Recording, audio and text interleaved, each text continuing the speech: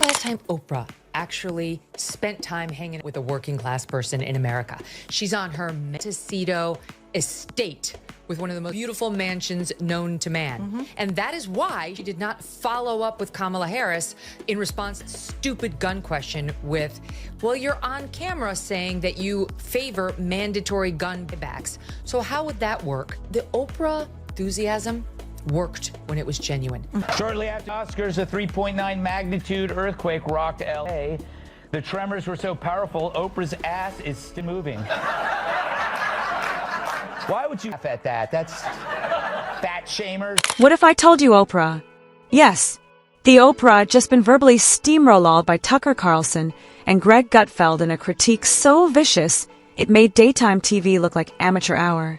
1 minute she's preaching self-love and soothing lighting.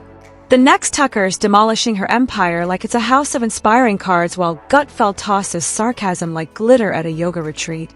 What did they say that left Oprah blinking in slow motion? Oh, this isn't a talk show. Set the scene in like the 1980s, and she was fresh out of Chicago. She was in Chicago for the launch of her national talk show. She was something electric and interesting and authentic, you know? I miss fat Oprah.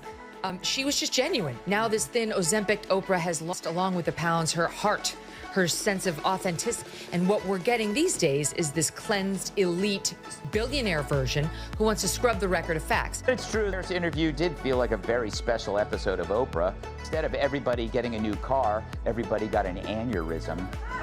Oprah once gave away vehicles. Now she's giving up credibility. And boy, has she got much to spare.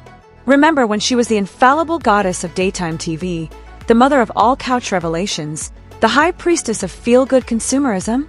Fast forward to now, and she's effectively turned into a walking TED lecture sponsored by kale smoothies and billionaire guilt. And guess who chose to chip through the marble statue of Oprah's legacy with a jackhammer? Tucker Carlson and Greg Gutfeld. Subtlety wasn't welcomed, and neither was mercy. A week of women getting up there and trying to get us to feel sorry for them. To Oprah, literally one of the richest people, forget women, one of the richest people on earth, talk about, in part, the misogyny and racism she faced from the country that made her a 2.6. Let's begin with Tucker, who for the record is opposed to anything like fluff, phony sincerity, or a book club that advocates reading The Secret as a sort of economic strategy.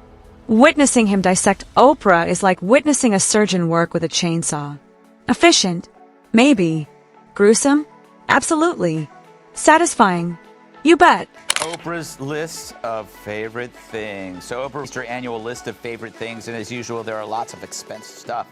$1,000 pizza oven, $590 drip coffee maker, $80 of luxury salt. Sadly, no proposal from Stedman. Tucker zoomed in on Oprah's favorite new job, the queen of moral authority. From atop a money pile, so high Elon Musk probably suffers altitude sickness near it. Here's a woman who made her billions, convinced middle-class Americans they could heal their lives with gratitude notebooks and beautiful candles, then shifted to lecturing them about privilege from her avocado plantation. The irony might shatter a little moon. This first to make sure it wasn't too extravagant. You're missing the best one. What? Okay, it is a little journal, and it's called I'm Down What? Important information on my belongings, business affairs, and wishes. Hand to someone at Christmas, I dare you. Meanwhile, Gutfeld showed up like your cynical uncle at Thanksgiving, ready with snark, contempt, and a deep disdain for hypocrisy. Garnished with artisanal sprigs of parsley, he looked at Oprah's public appearances like they were awful episodes of a self-promotional reality show where the contestants are all billionaires pretending they're oppressed. He almost questioned, do the golden forks in her Montecito mansion tremble every time she speaks truth to power? Oprah's an icon who, unlike traditional politicians, could match a wild card like Donald Trump. And if she won, she could give everyone a free car.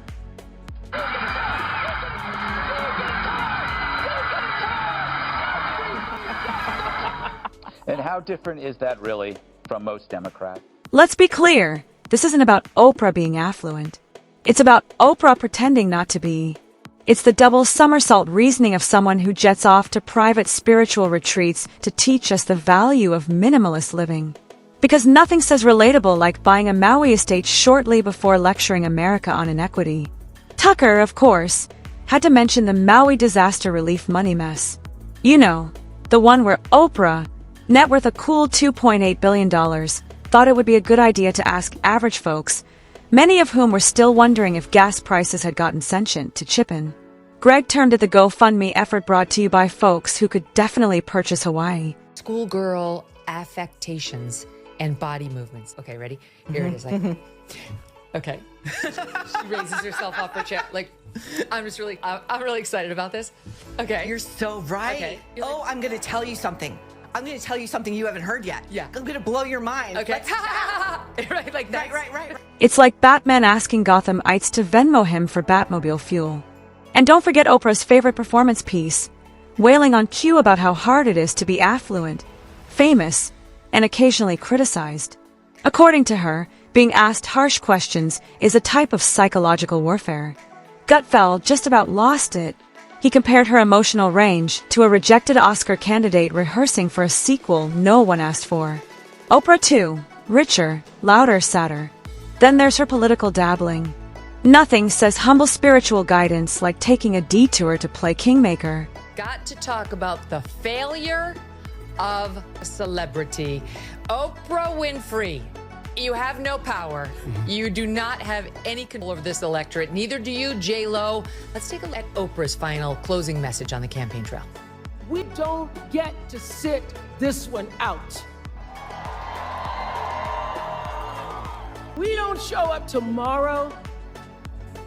It's entirely possible that we will not have opportunity to ever cast a ballot again. We are voting to save ourselves from this precipice of danger. When Oprah throws her support behind a politician, it's less endorsement and more divine pronouncement, followed by a waterfall of Instagram stories, soothing piano music, and hand-wringing commentary about the soul of the nation delivered from an infinity pool on Oprah show. Tucker pointed out that Oprah's political endorsements often come with the subtlety of a wrecking ball. She touts herself as America's moral compass while residing in a gated compound big enough to have its own zip code. And somehow she's startled when people aren't buying it. Maybe if she gave out private jets with her political beliefs, people would be more on board. Looked at this list, and you know what wasn't on there? Anything about Maui, right? At one point in time, she and The Rock made that video to try to help out everybody who was hurt by the fire, and then that was just discarded. She's like, okay, that didn't work. Who wants slippers? You want slippers. You get a pair of slippers. You're all getting slippers. Do you think she... Greg naturally couldn't help but giggle at Oprah's spiritual journey branding. He dubbed it the bougie equivalent of a midlife crisis wrapped in a dream catcher. The concept that someone who's been pinging around with celebrities, mogul, and monarchy for decades suddenly discovers the cosmic power of focused breathing and thinks she's a healer. Now it's peak illusion. He also stated Oprah could be the only person who could conduct a meditation retreat and a launch party for a $500 an ounce face cream in the same afternoon without seeing the contradiction. Love Oprah, like most of us who grew up when we did. And only now did I realize I've been getting spoon-fed propaganda from this woman for years. I always took her little setup packages as gospel. You know, before I was a reporter, I never even thought to question whether Oprah might be misleading me. Then last night, the dawn came, and I was like, oh my God, she is not a reporter. She's a propagandist. She's trying to shove messaging down my throat of whatever she believes. Her life is practically a curated contradiction exhibit where every canvas screams, I'm just like you, but with a helicopter. Then came the roast of the famed Oprah Winfrey Wisdom Hour. You know, the parade of meaningless platitudes she peddles as life-changing wisdom. Stuff like, be your authentic self, manifest abundance, and live your truth. All while sitting under chandeliers made of recycled unicorn bones. Tucker pointed out that this advice works great if your truth happens to contain offshore accounts and a staff of people paid to tell you you're perfect. Greg said a more honest Oprah quote may be, you receive a tax write-off. You get a tax write-off. Everybody gets a tax write-off since nothing signals enlightenment like a broad portfolio and brand deals with wellness firms. So you got salt, you got cheese, you got pizza. Ray, I'm going to stop you there. Yes. I treat this like the list I get from my kids. Send me emails because they know when I laugh in their face, it hurts. Anyone who wants a $1,000 pizza oven, you're going to get cat picked out. Like, that's the greatest gift to somebody because you can't return it. Because if returning it, you think you're immortal? You think you're better than us? Like, get your order. That's the great. You stole the show. They wanted me to talk about a dog towel. A towel's a towel. Great job. That's the gift ever. And Oprah has never read this, just like I don't. No one understands, but still costs $399 a month. And let's not ignore her media empire's evolution. From groundbreaking interviews to giving publicity to fitness gurus who swear celery juice fixes trauma. Tucker compared it to seeing Harvard turn into a noon advertisement. 1 minute, it's a debate about systemic unfairness, and the next it's a deep dive into crystal energy alignment with someone who thinks Wi-Fi is a tool of the Illuminati. Gutfeld went further and presented a parody new Oprah channel, OWN 2.0. The O stands for expensive, the W for woo-woo, and the N for nah. It would offer series like Cooking with Vibes, The Secret to Detoxing Your Aura, and Real Housewives of the Fifth Dimension.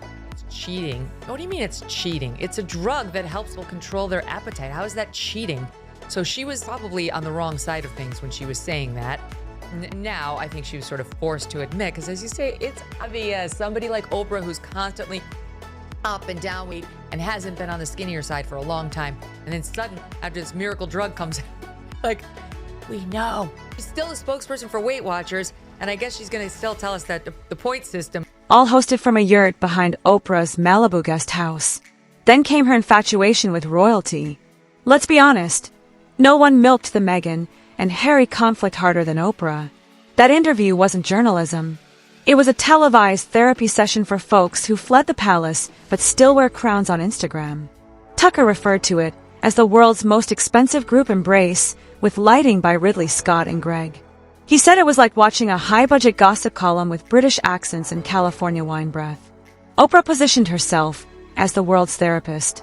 But nevertheless, every session ends with her crying, her guests crying, and viewers wondering if they should be sad too, or just check Zillow to see if maybe they too might purchase a $90 million mansion and discover inner peace. Spoiler alert, no. And then there's her award show appearances. Of course. There was the time Oprah publicly challenged America to do better, as if she hasn't been running a personal brand business that promotes aspirational bullshit to the tune of billions. Tucker said asking Oprah for humility is like asking a swan for subtlety. Greg merely wondered whether doing better included leasing a yacht made of recycled empathy. And then came the satire about Oprah's next career move. Greg claimed she's seeking space travel. Imagine Oprah on Mars, he remarked, starting the first interplanetary book club. Today, we're reading The Martian again. Her every move now reads like a mockery of itself. A previously inspiring person now lost in a vortex of her own self-importance, surrounded by scented candles and mantras that sound deep but mean nothing. You'd think someone who spent decades preaching authenticity should periodically take a moment to stop practicing it. But no, the curtain never falls. Oprah isn't simply playing a character, she's become it. A full-time vibe merchant in a cashmere cocoon selling feelings like their premium handbags. Carlson and Gutfeld didn't need to manufacture anything. The ridiculousness writes itself. All they had to do was shine a flashlight on the velvet draped circus tent and let the crowd gawk at the bizarre spectacle inside. It's not that Oprah's horrible. It's because she thinks she's beyond blame. An ethereal oracle impervious to accountability, criticism, or common sense. But the real kicker, the audience still claps, still cries, still journals. Because when Oprah tells you to live your truth while sipping herbal tea filtered by moonlight, you don't dispute her. You buy the mug, enroll in the class, and tweet the quote. Tucker and Greg just pulled the curtain back and asked the one question no one ever dares to. Does the Empress know she's in a $3,000 CF telling tales about struggle from a massage chair that costs more than your car? Still essential. Still emotionally invested from behind a rose gold security gate. Whether it's climate change, royal feuds, or the crises d'oeuvre, Oprah's thoughts arrive swaddled in hazy spiritualism and metaphors about journeys, Because nothing heals quite like a celebrity's softly whispered lecture on interconnection delivered from a seaside balcony. And still she's untouchable. Critics tiptoe, journalists kneel, and everyone else just nods, entranced by her signature blend of soft-spoken superiority and manicured vulnerability. But Tucker and Greg weren't buying it. They yanked the sparkling curtain down and left behind the image of a billionaire sage who hasn't gone inside a Walmart since Blockbuster was still.